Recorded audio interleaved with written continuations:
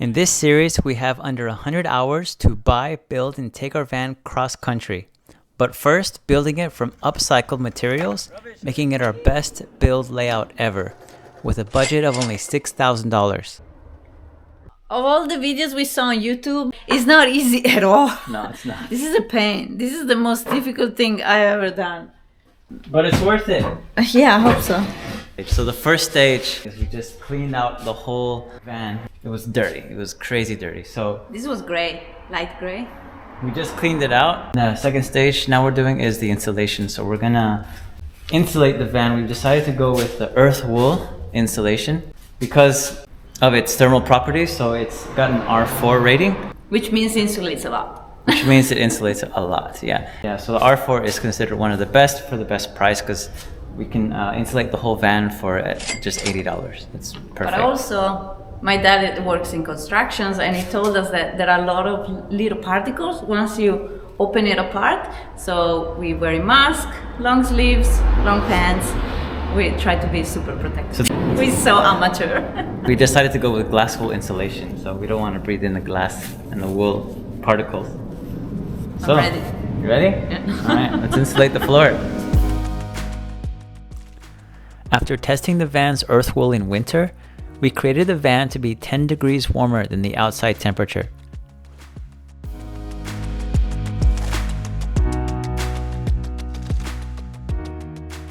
All right, welcome back, y'all. We're just finishing the insulation now. After the flooring just got done, Kiara had to go back to work. I'm home alone. Yay! I'm gonna show y'all I'm gonna try to show you how to insulate the side panels. And we're gonna fill in the window panels with MDF. But first, we need to make a template. So I can't screw into the actual window panel because the screws will come out on the other side of the body of the van. So I've looked at the other side of the van and it looks like it's okay to screw in here. So we're basically gonna cut out a template to go around a 1-inch border all over around the window template. They're both the same size, so only need to make one template. So we're at a bare minimum of materials that we have. Don't have a sawhorse to work on. You know, we just came back from Vietnam, Thailand. We've seen these people work making these houses, structures with very little equipment. So it's actually very inspiring. And well, you don't really need everything. So we got our panels in. Now we're just gonna make a pilot hole to hold up the panel first so that we can align not to go below this plastic panel. And this is accessing the gas tank. So I wanna make this accessible for mechanical issues if they need to arise. So I don't want to use self-drilling screws because what I need is self-tappers, something that will create the threads and it will hold a lot stronger with vibration. So self-tapping screws are the way. So now that we've pre-drilled all the holes in trim, the insulation is ready to be put in. So the good thing of pre-drilling all the holes is that you don't have to mess around with the insulation because it is glass wool and it is a bit itchy and stuff once you open it. All the little air particles float around. It is glass wool, so made of recycled glass. It does get a little bit itchy, but yeah, that's a good thing. And there it is. That's the finished part. I don't think we need any more screws than this, but we'll see. There's a little bit of buckling here from all the insulation. I don't think it's a big deal at all, to be honest. As long as all the sides are sealed and there's no air gaps coming out, it looks okay to me. So next I'm gonna do all the rest and see how we go with time. Okay, now we're on panel number 2. Now the second set is the window, the door panel. Now I've marked areas where along the trim here, this border is where we're gonna put the screws. If we put it in here, we're gonna drill accidentally the screw on the other side of the van. We don't want that, so we wanna keep it in this range.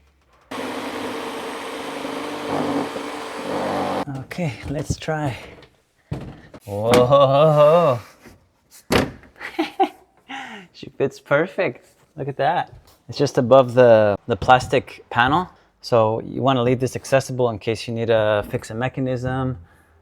They're all electronic these days, so you got to make sure you have access to everything. Looks good. We're all aligned. I did all by myself. Yeah, right. Kara came in at just the right moment. I needed help with this panel. This is nice and flush. That's how flush it is. It's like perfect. The total time it took for all the installation and paneling is 13 hours. That leaves us with less than 90 hours left. All right, guys, welcome back. I'm well rested. We're doing the installation panel today. So Kiara's at work, but we have to first off sand this panel before we basically put it up on the roof. And we'd like to keep the natural look of this wood. So we're just going to cure it with polyurethane. We got a nice satin finish. We'll be keen to see how it looks in the end. But first, in order to cure the wood, we have to sand it with 200 grit to 320 grit sandpaper. So we're just going to give it one pass and wipe it down, and that's it. And then we can start painting. So here we got Cabothane clear satin finish. This is actually a water-based polyurethane cure, so it's not oil-based. That means it cures quicker because I have to go pick up some other equipment for the van. Yeah, I don't want to risk it. Otherwise, it's the oil-based is 6-hour cure, so this is literally half the time. So we're gonna give this a good stir with the world's smallest paintbrush and the world's largest plywood. All right, let's get started. So brushing the plywood with the polyurethane, you want to give it a good mix and not shake it when it's water-based, just to avoid any air bubbles. And also, you want to brush with along the grain of the wood as well, so we're not going against it. So we're going to be brushing this way. I just finished mixing or applying the polyurethane, and you can tell it already has like a really beautiful shine finish to it. Yeah, it looks good. I'm really happy with it. So this is going to be the ceiling. So today is the next day and Kiara is still at work.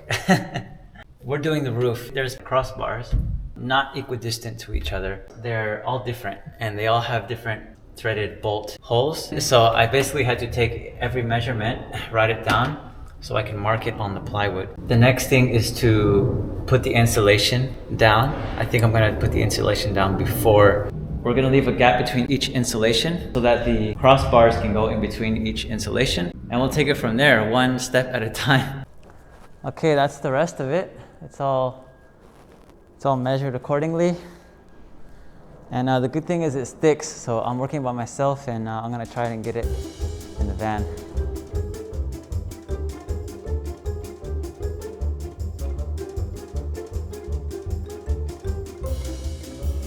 After putting the roof on solo, we managed to find some great materials to show you how we built our scissor bed and why it was a game changer for the minivan. Thank you so much for watching. Don't forget to subscribe and see you in the next episode. This is such a big job. We have 6 weeks left to finish this project.